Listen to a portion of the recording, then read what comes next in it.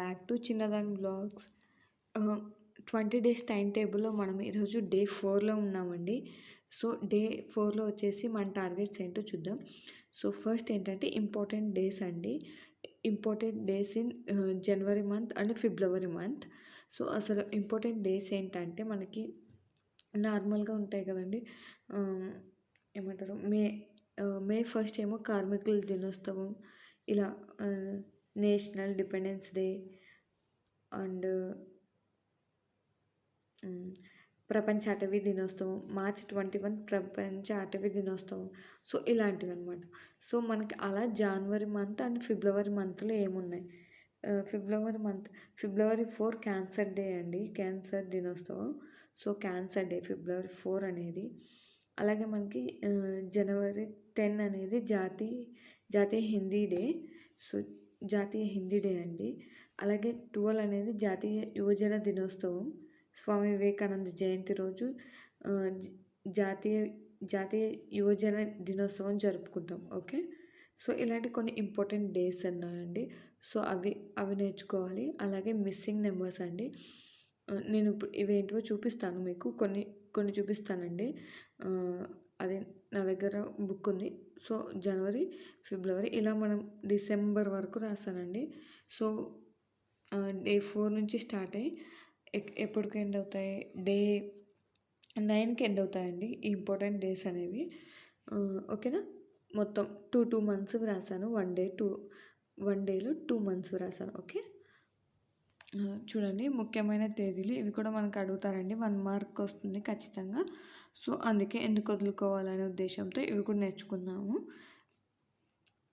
వాళ్ళు ఆల్రెడీ ముఖ్యమైన తేదీలు ఇంపార్టెంట్ డేస్ గురించే ఇచ్చారు.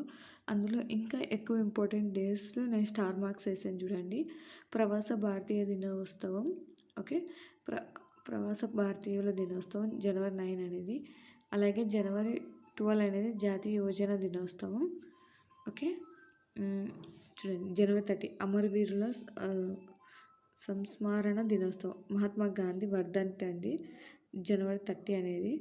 ఓకే. అలాగే కుష్టి వ్యాధి నివారణ కూడా మనకి జనవరి 30.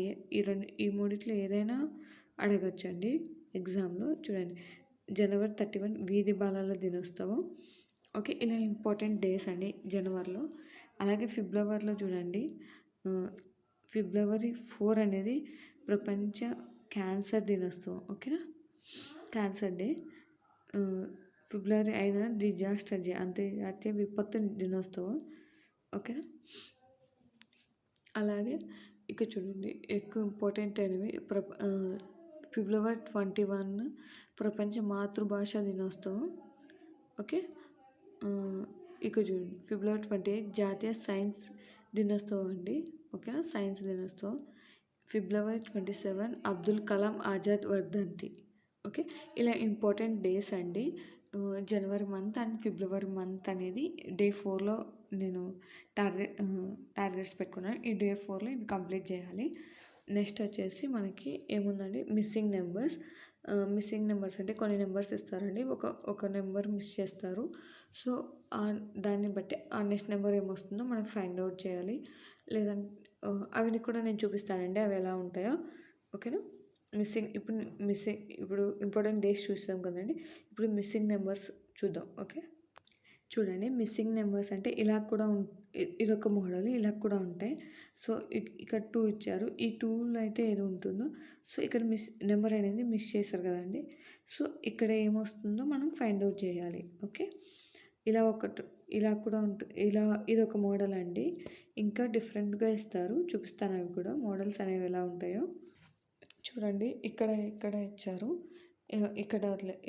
ఇక్కడ ఇచ్చారు. సో, మనం ఇక్కడ క్వశ్చన్ మార్క్ ఇక్కడ ఫైండ్ అవుట్ చేయమంటున్నారు. ఇదొక మోడల్. ఇది కూడా మిస్సింగ్ నెంబర్స్ కిందకే వస్తుందండి. ఇదొక మోడల్. చూడండి ఇదొక మోడల్. ఇక్కడ కూడా మిడిల్లో మిస్ చేశారు. దీన్ని బట్టి ఇది ఎలా వచ్చిందో మనం ఇక్కడ ఏ నెంబర్ వస్తుంది అనేది ఫైండ్ అవుట్ చేయాలి. ఓకేనా? మిస్సింగ్ నెంబర్స్ అనేవి ఈజీగానే ఉంటుంది కానీ వాళ్ళు యూజ్ చేసే ట్రిక్ వాళ్ళు ఏది స్క్వేర్స్ యూజ్ చేస్తారా మల్టిప్లై చేస్తారా యాడ్ చేస్తారా అవి మనం బాగా ప్రాక్టీస్ చేస్తే తొందరగా వస్తాయండి. అలాగే స్క్వేర్స్ తెలిసి ఉండాలి, క్యూబ్స్ తెలిసి ఉండాలి మనకి. ఓకే. స్క్వేర్స్ 1-50 అన్నా తెలిసి ఉండాలండి.